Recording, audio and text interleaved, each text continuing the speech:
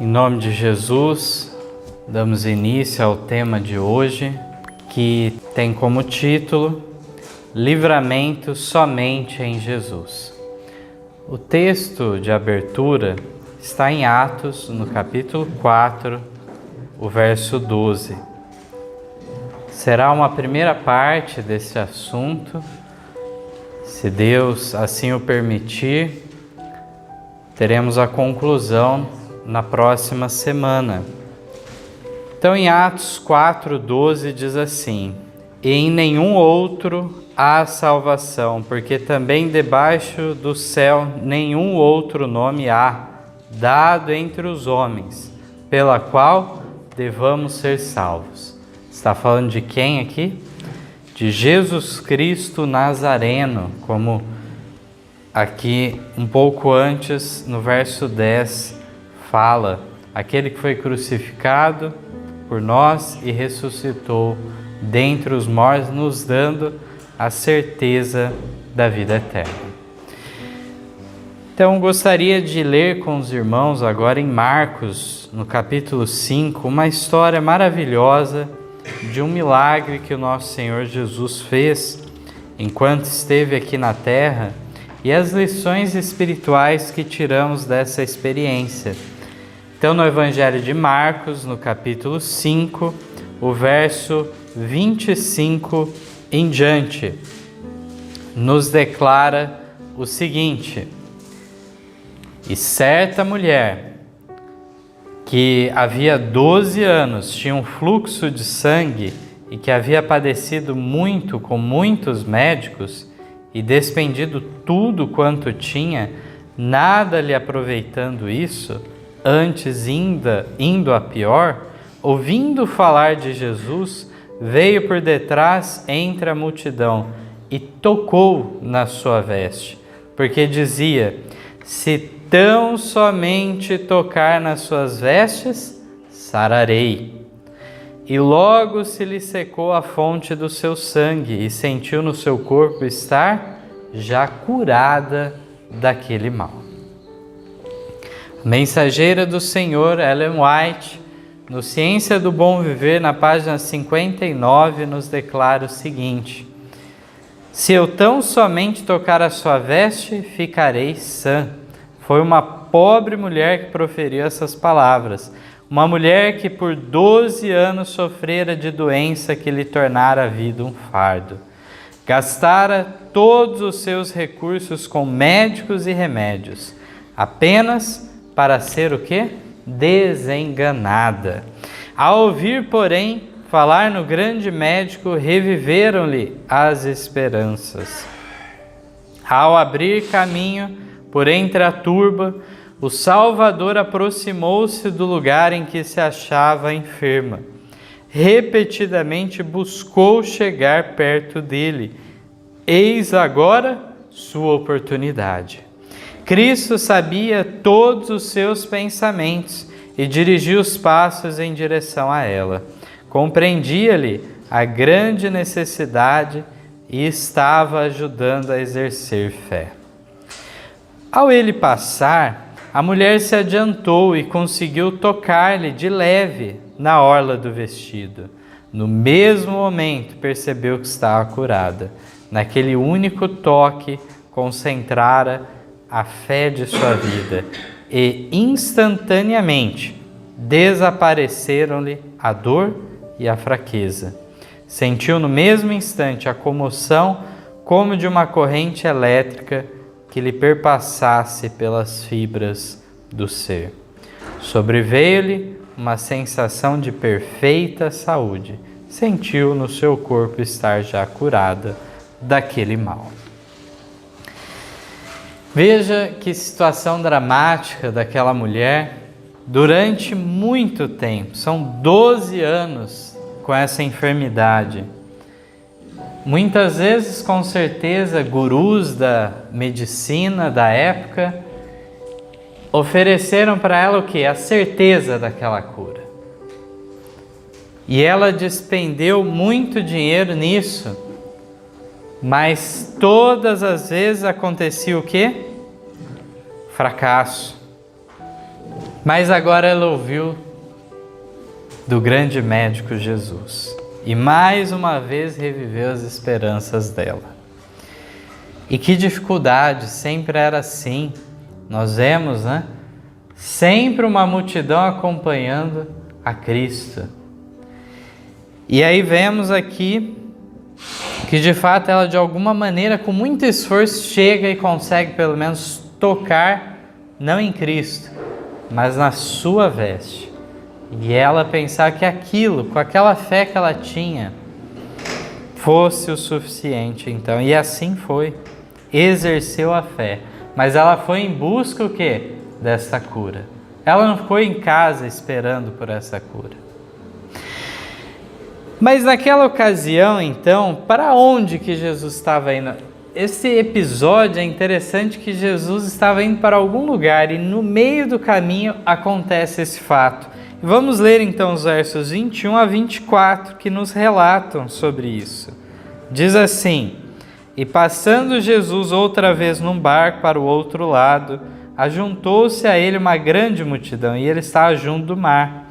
Eis que chegou um dos principais da sinagoga, por nome Jairo, e vendo-o, prostrou-se aos seus pés e rogava-lhe muito, dizendo: Minha filha está à morte, rogo-te que venhas e lhe imponhas as mãos para que sare e viva.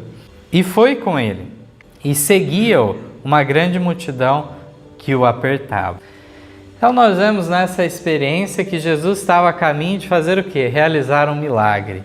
Em favor então de um dos principais da sinagoga que teve a humildade de se colocar na sua devida posição, inferior a Jesus. E ele então roga muito, tal com receio então que de fato ocorresse a morte de sua filha. E aí, de fato, nós sabemos, essa é uma outra história, no outro momento podemos nos deter a ela, que de fato, neste meio do caminho, Jesus não conseguia andar muito, né? Era lentamente passando até chegar ao destino. E sabemos que antes que Jesus chegue, o que ocorre com essa menina? Ela falece. Mas então, para aquilo que para o pai já era a perda de todas as esperanças, Jesus ressuscita aquela menina, então. Então é maravilhoso como vemos, isso aqui é um pequeno recorte, irmãos, que nós temos de como foi esses 3 anos e meio de ministério de Cristo. Muito bem aproveitados. Em todo momento, então, acontecendo evidências do poder divino que lhe acompanhava. Aqui, a mensageira do Senhor comenta: Cristo estava a caminho para a casa de Jairo, o rabino judeu que lhe rogara que fosse e curasse sua filha. Sua desolada súplica tocara o terno e compassivo coração de Cristo e pôs-se imediatamente a caminho com o príncipe para sua casa. Avançavam lentamente, pois a multidão apertava Cristo de todos os lados. Mas voltando à história daquela mulher, então, que providência Jesus tomou para que ela não fosse só com metade da bênção? Isso é maravilhoso, que nós vemos agora. Vamos de volta para o verso 30 em diante, que diz assim: E logo Jesus, conhecendo que poder de si mesmo saíra, voltou-se para a multidão e disse: Quem tocou nas minhas vestes? E disseram-lhe os seus discípulos: Vês que a multidão te aperta e dizes: Quem me tocou? E ele olhava em redor para ver a que isto fizera. Então a mulher, que sabia o que lhe tinha acontecido, temendo e tremendo, aproximou-se, prostrou-se diante dele e disse-lhe toda a verdade. E ele lhe disse: Filha, a tua fé te salvou. Vai em paz e sê curada deste teu mal. Nós vamos entrar em alguns detalhes aqui no comentário inspirado, mas antes disso é importante ressaltar que àquela altura, como vamos ver, havia uma constante discriminação contra ela devido a uma má aplicação de uma antiga lei sanitária. Se os irmãos depois quiserem conferir na Bíblia, lá em Levíticos 15, 25 a 27, nos fala sobre isso. Então, era uma dificuldade essa doença dela, que envolvia a questão do sangue, e foram dados uma série de requisitos para o antigo Israel para não haver a contaminação com sangue que prolifera doenças, como hoje a ciência moderna ressalta. Naquela época eles não tinham esse conhecimento, mas Deus já orientou uma série de regras sanitárias. Mas isso não deveria ocasionar uma discriminação também. Mas vamos aqui à continuação do Ciência do Bom Ver, na página 60. A agradecida mulher desejava exprimir sua gratidão ao poderoso médico, que mais fizera por ela num único toque do que os doutores tinham feito em 12 longos anos, mas não ousava. Com o coração cheio de reconhecimento, procurava subtrair-se à multidão. De repente, Jesus parou e, olhando em volta de si, perguntou: quem é que me tocou? Ele podia distinguir o toque da fé do contato casual da multidão descuidosa. Alguém o tocara com um desígnio profundo e recebera resposta. Vejam só, haviam pessoas apertando Jesus de todos os lados, tocando nele, e aí vem essa indagação justamente dos próprios discípulos, mas do que o Senhor está falando, né? Mas ele distinguiu aquele toque de fé. Cristo não fez a pergunta por causa de si mesmo. Tinha uma lição para o povo, para os discípulos e a mulher. Desejava inspirar esperança aos aflitos e mostrar que fora a fé que trouxera o poder restaurador. A confiança da mulher não devia ser passada por alto, sem comentário. Deus devia ser glorificado por sua grata confissão. Cristo desejava que ela compreendesse que ele aprovava seu ato de fé. Não queria que se afastasse apenas com metade da bênção.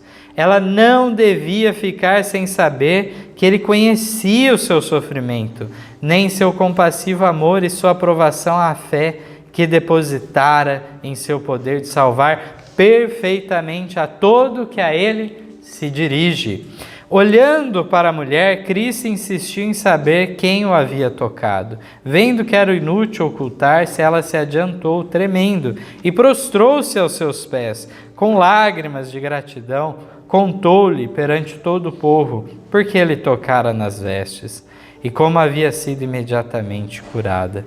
Temia que seu ato em tocar-lhe a vestimenta fosse uma presunção, mas nenhuma palavra de censura saiu dos lábios de Cristo. Só proferiu palavras de aprovação. Essas provinham de um coração de amor, cheio de simpatia pelo infortúnio. Tem bom ânimo, filha, disse suavemente. A tua fé te salvou. Vai-te em paz. Que maravilhoso nós vermos isso. Nós encontramos aqui de fato que ela tinha até receio de acharem que estava contaminando o mestre ao tocá-lo devido à sua doença ou algo do gênero, mas Cristo então deixou de lado todas essas barreiras e demonstrou então afeto por ela. Na página 62 diz quão animadoras foram essas palavras para ela. Agora nenhum temor de haver ofendido lhe amargurou a alegria. E no desejar de todas as ações, na página 347, diz ainda que ele não deu nenhum ensejo para que a superstição pretendesse haver virtude curadora no simples toque de suas vestes. Não fora pelo contato exterior com ele, mas por meio da fé que se firmava em seu poder divino, que se operara a cura. A turba admirada que se comprimia em torno de Jesus não sentira nenhum acréscimo de poder vital.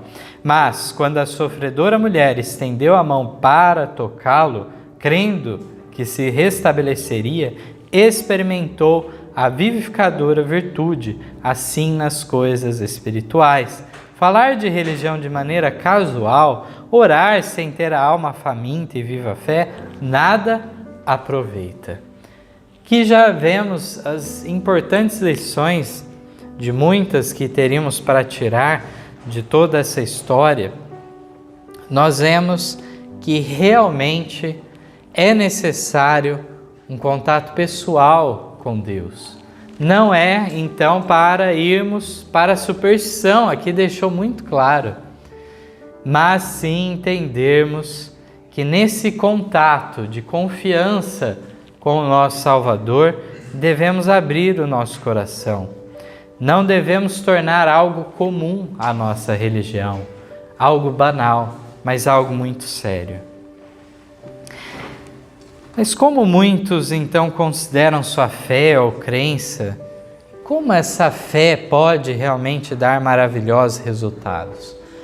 Gostaria de ler em Gálatas, no capítulo 5 e o verso 6. Gálatas 5, 6 tem um texto precioso para nós, onde o apóstolo Paulo resume bem a questão.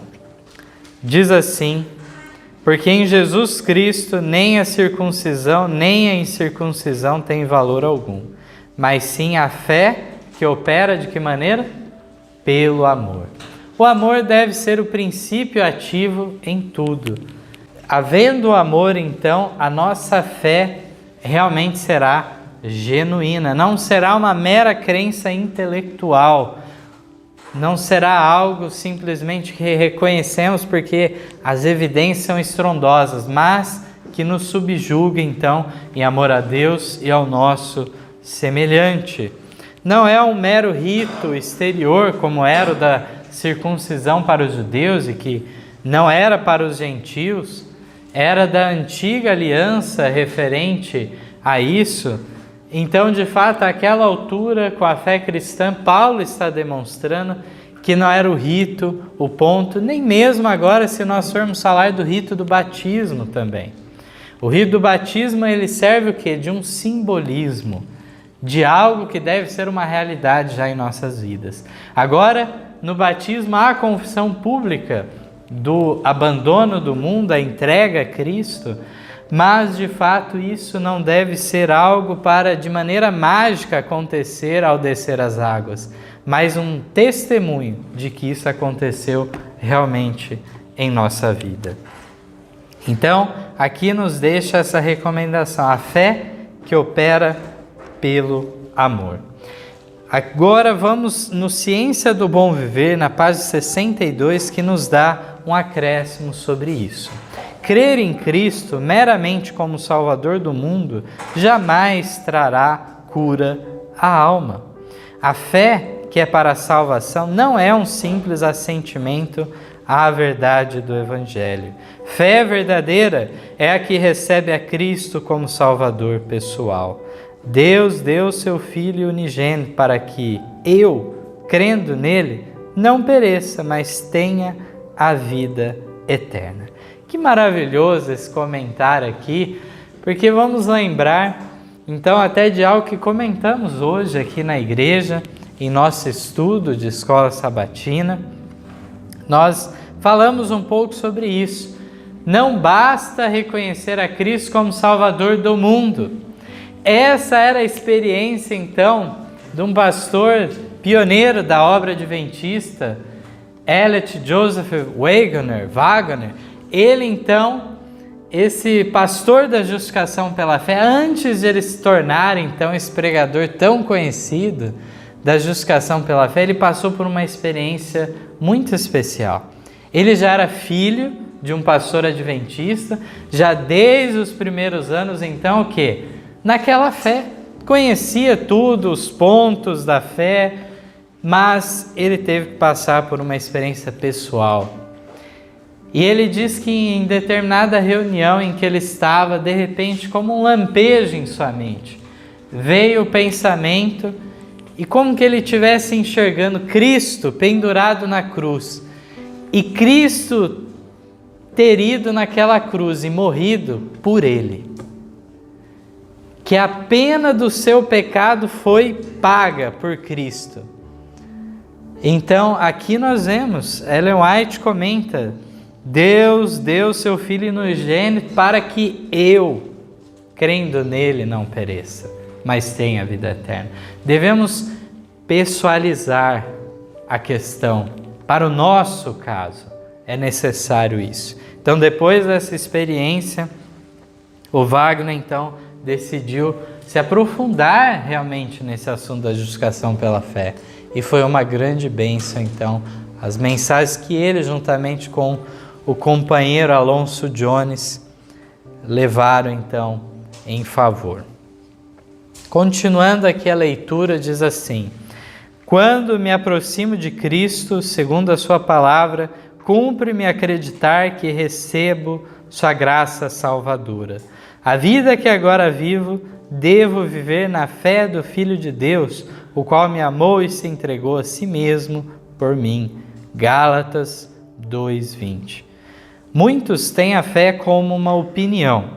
A fé salvadora é um acordo pelo qual os que recebem a Cristo se unem em concerto com Deus.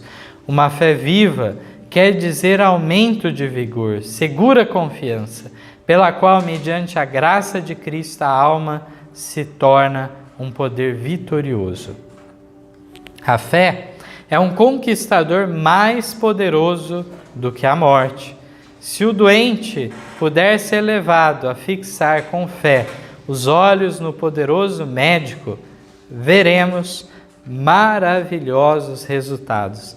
Ele trará vida ao corpo e à alma.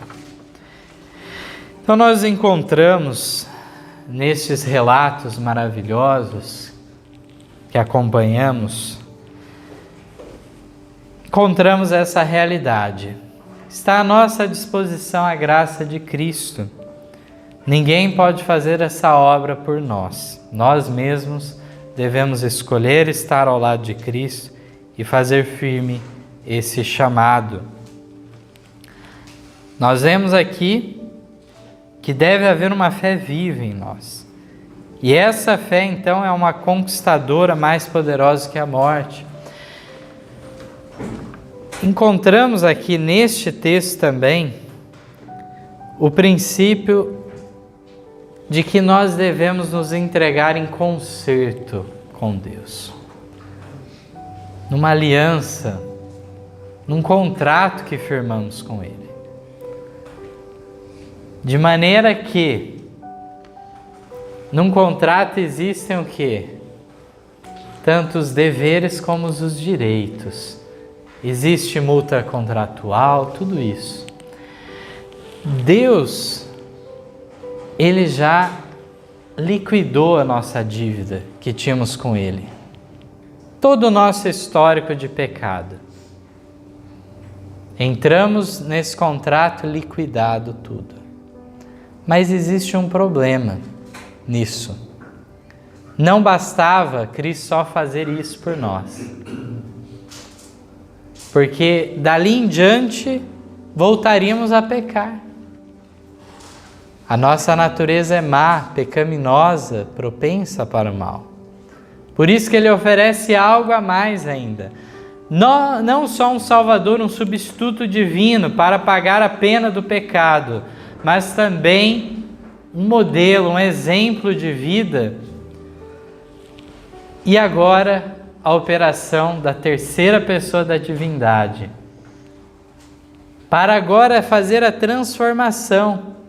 Está lá já no Antigo Testamento, em Jeremias 31, e depois Paulo repete isso no livro de Hebreus, falando então que nessa nova aliança, nessa aliança que ele firmaria com o seu próprio sangue, é ratificada, é dito que a lei de Deus seria o quê? Implantada no coração. Aquele coração de pedra seria feita uma transfusão e colocado um coração de carne no lugar. E dessa maneira, Deus que nos capacita, de maneira que Ele é o que então? o autor e consumador da nossa fé, o alfa e o ômega da nossa salvação, do início ao fim, dependemos dele. Possamos então, baseado nessas verdades anunciadas hoje, sentir o desejo de, por amor, servir ao nosso Criador e Redentor. Amém. Dando continuidade ao tema que tratamos na semana passada, aqui em nossa igreja, vamos em Lucas, no capítulo 17, os versos 12 a 19, que nos fala de uma cura especial e nos indica como devemos agir, então, diante das bênçãos que recebemos de Deus. E entrando numa certa aldeia, saíram-lhe ao encontro 10 homens leprosos, os quais pararam de longe e levantaram a voz dizendo: Jesus, Mestre, tem misericórdia de nós. E ele, vendo-os, disse-lhes: Ide e mostrai-vos aos sacerdotes. E aconteceu que, indo eles, ficaram limpos. E um deles, vendo que estava são, voltou, glorificando a Deus em alta voz. E caiu aos seus pés com o rosto em terra, dando-lhe graças. E este era samaritano. E respondendo Jesus, disse: Não foram 10 os limpos? E onde estão os 9? Não houve quem voltasse para dar glória a Deus, senão este estrangeiro? E disse: Levanta-te e vai, a tua fé te salvou. Então aqui nós temos nessa história o quê? Um exemplo daqueles que saíram o quê? Com metade da bênção. Apenas a cura física. Não foram atrás de algo mais. Jesus, então, de uma maneira diferente, realiza esse milagre, até apontando justamente para os sacerdotes entrarem em contato com esse fato e compreenderem o milagre através do próprio testemunho daqueles leprosos, de que realmente Jesus tinha esse poder miraculoso. E aí nós encontramos essa situação, 10 homens leprosos que eram afastados também da sociedade, não podiam tocar nas pessoas, as suas vestes eram consideradas então imundas e assim por diante, e Jesus então toma uma postura aqui de resolver aquela situação deles, mas 9 dos 10 não voltaram. Quantas vezes isso em nossos dias não acontece também? Muitas vezes não é reconhecido todo o valor daquela bênção que Deus enviou para nós. Muitas vezes ocorre uma coisa pior ainda que isso. Nos gloriamos de nós termos alcançado algo, quando foi Deus que o fez. Então, aqui vemos que o samaritano, sim, este foi justamente o que voltou para dar glória, agradecer a Jesus, o Messias, o Cristo, e assim ele alcançou salvação, através de uma fé genuína. Aqui no Desejar de Todas as Nações, na página 347, nos diz assim: após a cura da mulher, Jesus desejava que ela reconhecesse a bênção que recebera. Os dons oferecidos pelo Evangelho não devem ser adquiridos às furtadelas, nem fruídos em segredo. Assim o Senhor nos chama a confessar sua bondade. Vós sois as minhas testemunhas, diz o Senhor, eu sou Deus. Isaías 43, 12. Nossa confissão de sua fidelidade é o meio escolhido pelo céu para revelar Cristo ao mundo. Temos de reconhecer-lhe a graça segundo nos é dada a conhecer através dos santos homens da antiguidade. Mas o que será mais eficaz é o testemunho de nossa própria experiência. Cada indivíduo tem uma vida diversa da de todos os outros, uma experiência que difere essencialmente da sua. Deus deseja que nosso louvor a Ele ascenda com o cunho de nossa própria individualidade. Esses preciosos reconhecimentos para louvor da glória de sua graça, quando corroborados por uma vida semelhante à de Cristo, possuem irresistível poder, eficaz para a salvação de almas. É para nosso próprio benefício que conservamos sempre vívidos na memória todos os dons divinos. Assim se robustece a fé para pedir e receber mais e mais. Lindo texto aqui que encontramos da Mensageira do Senhor, Ellen White, e vemos que de fato deve ser uma gratidão pública a Deus realmente manifestada. Então, um outro ponto aqui que vale a pena nós entrarmos, apesar daquela mulher ter sido vítima do falso conceito de que as enfermidades seriam algum castigo de Deus devido a pecados eventualmente cometidos, existe uma realidade que as Escrituras nos ensinam quanto à condição humana, geral. Não estamos falando aqui do indivíduo em si, de um pecado que ele tenha cometido, mas sim a condição que todos já nascem. Vamos primeiramente em Isaías 59, os versos 1 a 4 nos declaram algo sobre esse tópico. Eis que a mão do Senhor não está encolhida, para que não possa salvar, nem agravado o seu ouvido, para não poder ouvir. Mas as vossas iniquidades fazem separação entre vós e o vosso Deus, e os vossos pecados encobrem o seu rosto de vós, para que não vos ouça. Que as vossas mãos estão contaminadas de sangue, e os vossos dedos de iniquidade, os vossos lábios falam falsidade. A vossa língua pronuncia perversidade. Ninguém há que clame pela justiça, nem ninguém que compareça em juízo pela verdade. Confiam na vaidade e falam mentiras, concebem o mal e dão à luz a iniquidade. Somente esta condição é reservada a nós se estivermos separados de Cristo.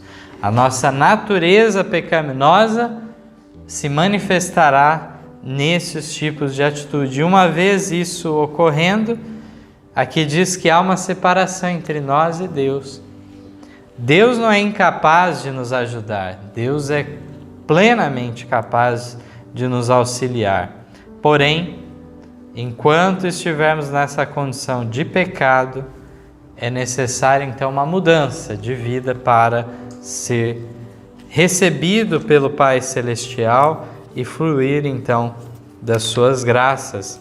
Vamos agora em Romanos 3, os versos 9 a 12. Aqui também o apóstolo Paulo faz citações do Antigo Testamento para embasarem o seu ponto. Pois que somos nós mais excelentes? De maneira nenhuma, pois já dantes demonstramos que tanto os judeus como os gregos, todos estão debaixo do pecado.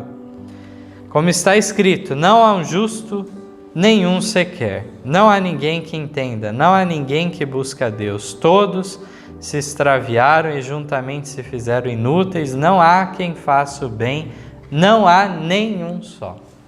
É muito forte a linguagem aqui empregada para falar. Nós vemos que aqui também Paulo já ressalta que não há diferença do judeu ter nascido numa condição superior, do gentil, mas sim todos igualmente estão o quê? Debaixo do pecado.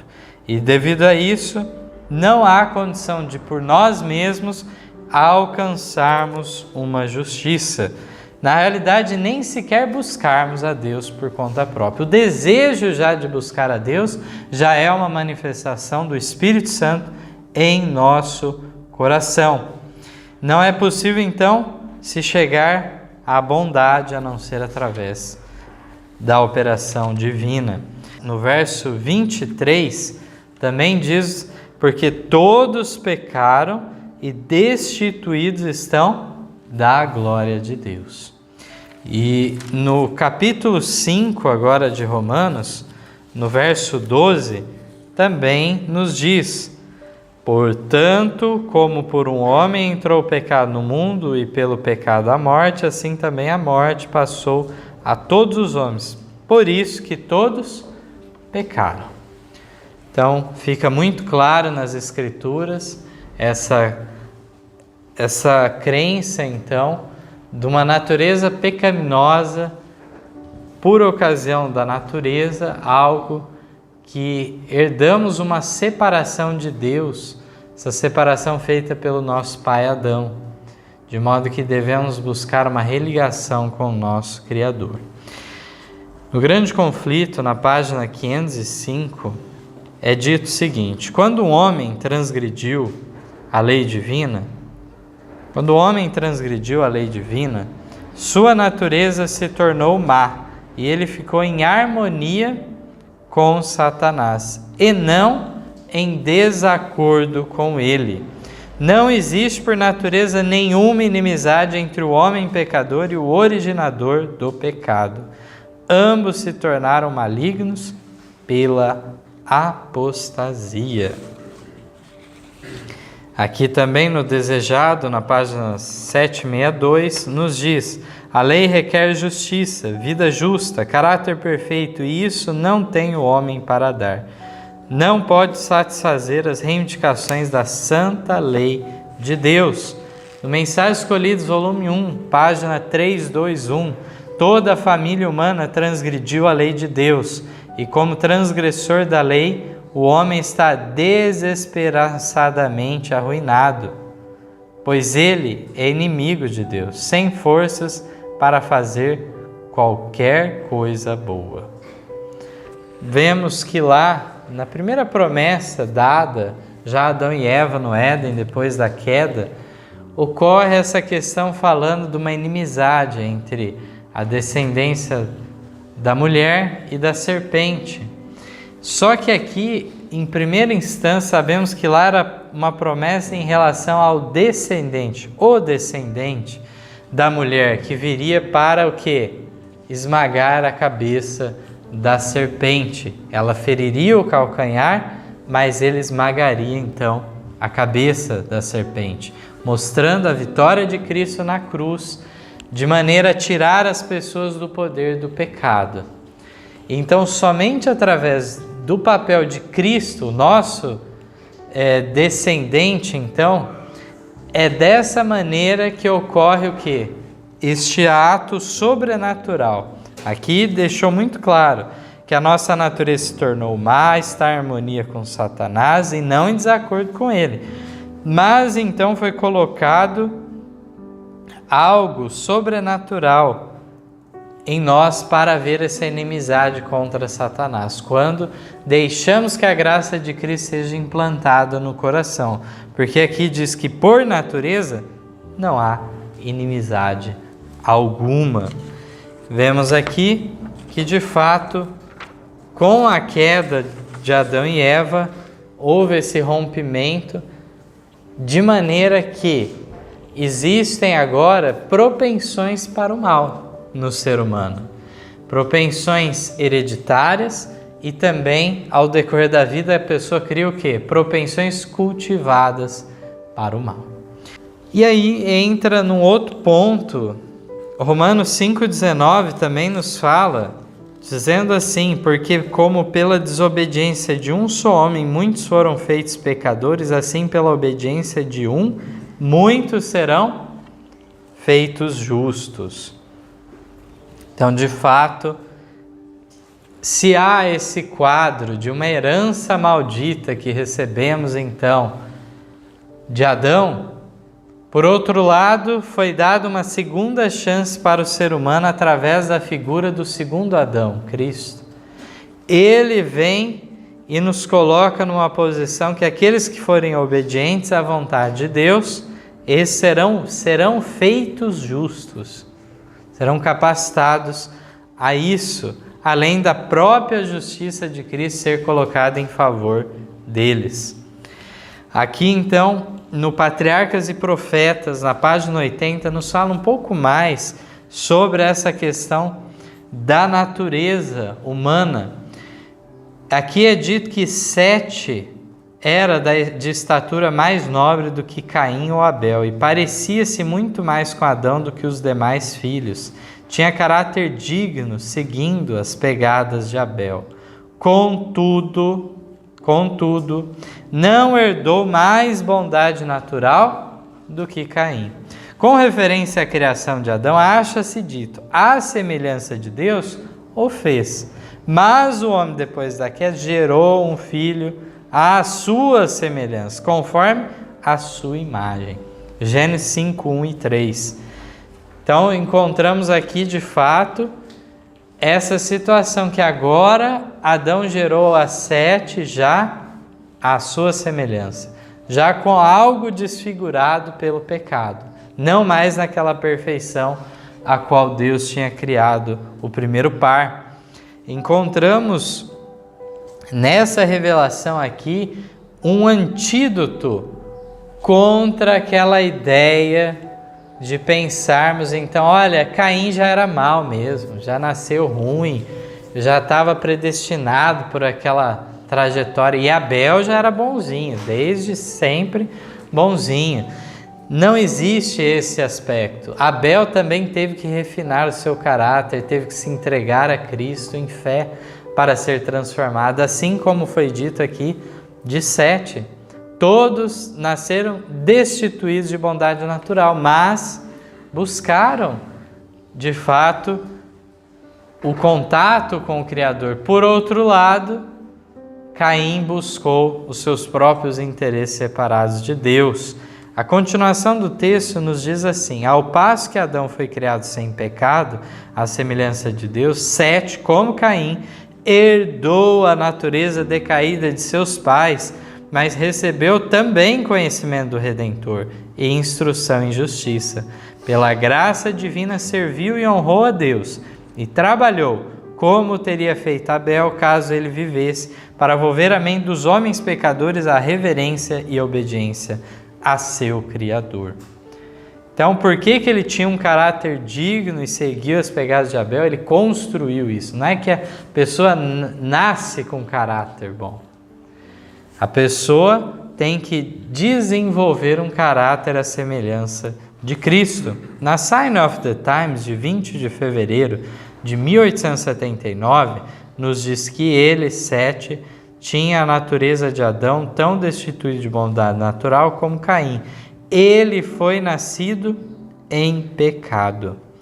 Isso nos lembra realmente o texto lá de Salmos 51, 5, que nos fala referente a isso, a mesma linguagem empregada. Então podemos ter convicção de como aplicar esse texto, como entendermos corretamente.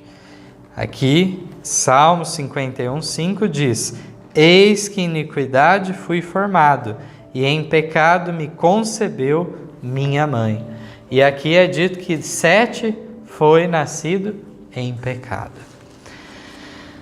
Em Manuscript Releases, volume 3, página 18, também no Comentário Bíblico, volume 5, página 1128, diz: por causa do pecado de Adão, sua posteridade nasceu com propensões inerentes para a desobediência. Isso não é eu que estou falando, é a mensageira do Senhor dizendo que não existe só um conceito de propensão cultivada, mas algo que é inerente da pessoa. A pessoa já nasce naquela condição desfavorável.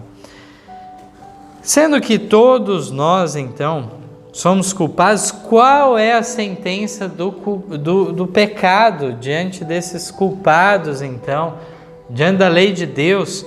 Vamos mais uma vez aqui em Romanos 5 ver algo mais sobre isso.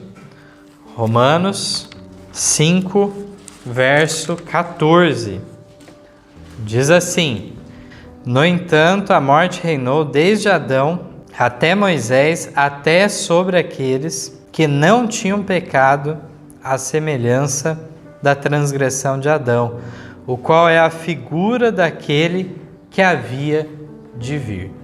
Então, aqui mais um indicativo nesse sentido, e no capítulo 6, verso 23, diz assim: porque o salário do pecado é a morte, mas o dom gratuito de Deus é a vida eterna por Cristo Jesus, nosso Senhor.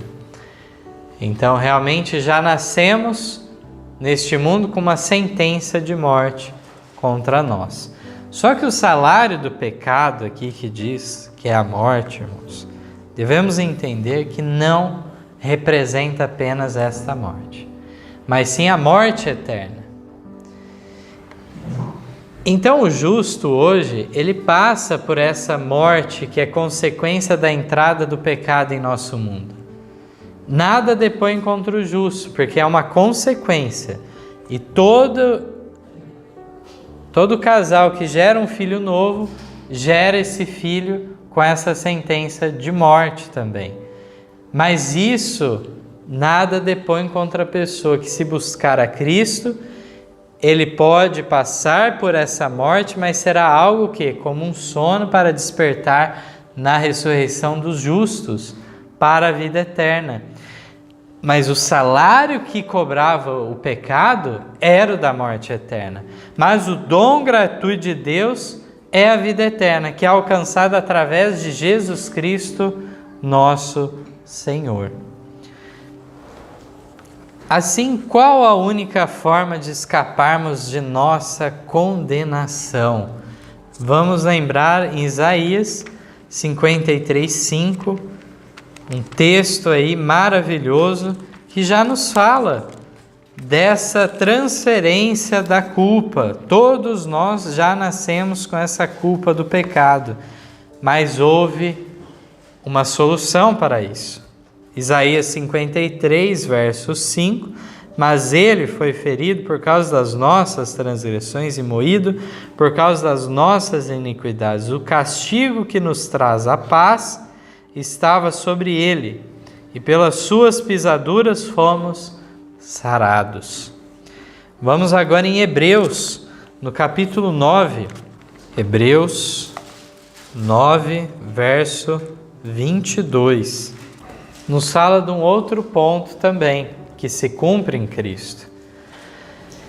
E quase todas as coisas, segundo a lei, se purificam com sangue.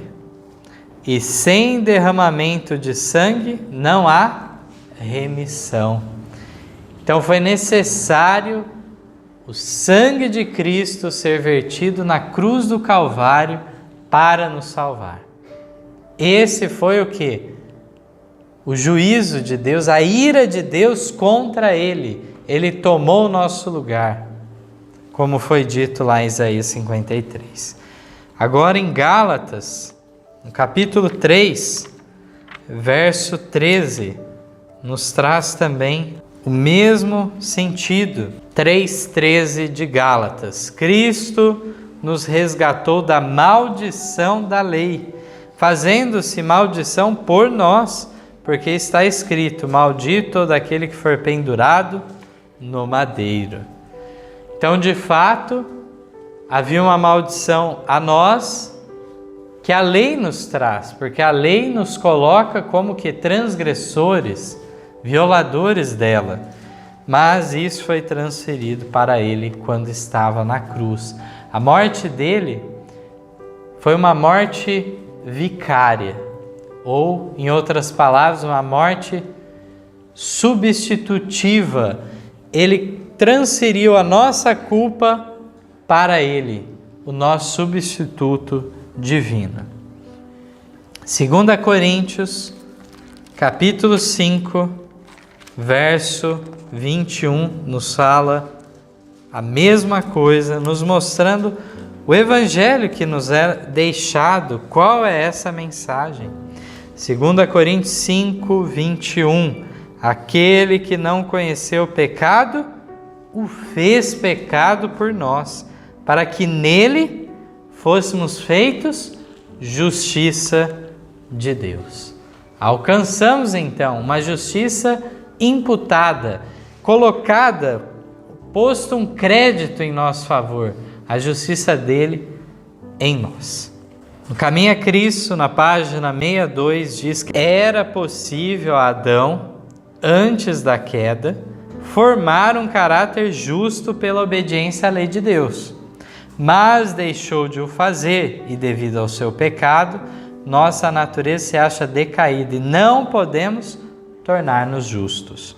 Fé e Obras, página 21. Cristo se prontificou a tornar-se o penhor e substituto do homem, para que este, por meio de graça sem igual, tivesse outra prova, uma segunda oportunidade, tendo a experiência de Adão e Eva como advertência para não transgredir a lei de Deus, como eles o fizeram. Um outro termo foi acrescentado aqui, penhor. Ele é a nossa garantia em todos os séculos. Já ele era o cordeiro que foi morto desde a fundação do mundo. Ele já tinha se colocado à disposição. Uma vez que entrou o pecado no mundo, já havia o quê? Um Salvador em resgate da humanidade. Prontamente já foi enviado este resgate, essa garantia de uma segunda oportunidade. E toda a dispensação que nós falamos aí dos patriarcas e profetas, até chegar em João Batista, nós encontramos tudo aquilo, a fé, a salvação daqueles homens, sendo garantida através da promessa de Deus, que veio a se concretizar quando Cristo veio a essa terra. Na meditação Cristo Triunfante, 214, diz que Cristo começou a obra da redenção exatamente onde se iniciou a ruína, e o bem-estar futuro do mundo dependia da batalha travada pelo príncipe da vida no deserto. Sejam dadas graças a Deus, porque ele saiu vitorioso, passando pelo mesmo terreno onde Adão caíra e redimindo o infeliz fracasso de Adão. Provando então que Adão, que foi criado puro, sem nenhuma mancha do pecado, não deveria ter caído em pecado. Cristo vem, redime essa falha de Adão, mostrando que sim, era possível guardar a lei. E agora, então, nessa condição, ele nos oferece uma justiça, agora não só imputada, mas comunicada a nós, para transformarmos o nosso ser também. Então, este é o último tópico que eu queria trazer para os irmãos. Vamos em Romanos, no capítulo 6, o verso 6, que nos fala agora desse papel que se nos dá, uma vez justificados pela fé em Cristo, para recebimento da graça salvadora. Romanos 6,6 nos diz assim: sabendo isto, que o nosso homem velho foi com ele crucificado, para que o corpo do pecado seja desfeito, para que não sirvamos mais ao pecado. É um livramento não só daquela culpa que já herdamos de Adão, mas também do próprio poder do pecado em nossas vidas, nos controlando, nos escravizando, de maneira que agora devemos colocar o velho homem para ser crucificado com Cristo. E dessa maneira, vivermos agora não mais para o pecado, não servindo como escravos ao pecado. Aqui no verso 15 e 16 diz: pois que pecaremos porque não estamos debaixo da lei, mas debaixo da graça? De modo nenhum. Não sabeis vós que a quem vos apresentais por servos para lhe obedecer, sois servos daquele a quem obedeceis? Ou do pecado para a morte, ou da obediência para a justiça. Olha que profundo aqui a argumentação de Paulo, que passa muito longe de uma ideia de abolição da lei, uma ideia de que agora o fato de se falar que não está debaixo da lei, mas sim debaixo da graça, agora é uma licença para pecar. Não, de modo algum. Quando Paulo usa essa questão debaixo da lei, ele tem um sentido específico da condenação da lei, já não mais estavam, mas agora alcançaram favor, graça, diante de Deus. E quando alcançamos essa condição, diz que deixamos de servir a Satanás, ao pecado, e passamos a servir a outro Senhor, um Senhor amoroso. O nosso Deus, então, agora nos pede sim essa obediência. E aqui diz: nós seremos servos daquele a quem obedecermos. Então aí é uma escolha de cada um de nós, obedecermos a Deus ou a Satanás. 1 Pedro 1:22 também nos traz mais um relato, formando uma visão bíblica realmente do assunto, de maneira que não sejam apenas comentários humanos que sirvam de base para a nossa fé, mas sim a firme palavra inspirada. 1 Pedro 1:22. Purificando as vossas almas pelo Espírito, na obediência à verdade, para o amor fraternal não fingido. Amai-vos ardentemente uns aos outros com um coração puro. Então, de fato, há agora essa operação de purificação através do Espírito Santo e agora uma obediência à verdade é a consequência.